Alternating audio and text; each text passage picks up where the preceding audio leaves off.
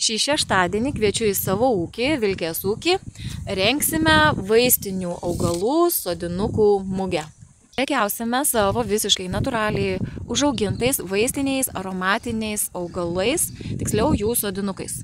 Mugėje turėsime paprastųjų šliaužiančių čiobrelių, kraujažolių, raudonėlių, peletrūno, vaistinių čiobrelių, ypatingą senovės močiučių darželio augalą vaistinę balzamitą, monardų, kvapiųjų šalavijų, vaistinių šalavijų, kadžolių ir kitų čia nepaminėtų aromatinių ir vaistinių augalų, tarp jų ir pelynas, melisa, juozažolė ir kiti.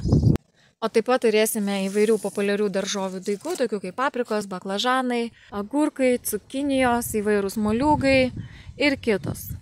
O taip pat turėsime įvairių dirvos gerintojų, tokių kaip sapropelis, natūralios kalkės, liekų arbata. Lauksime šį šeštadienį nuo 9 val. Ryto iki 17 val. Vakaro. Į navigaciją įvesti Vilkės ūkis ir atves, o ten jau sekite nuorodas.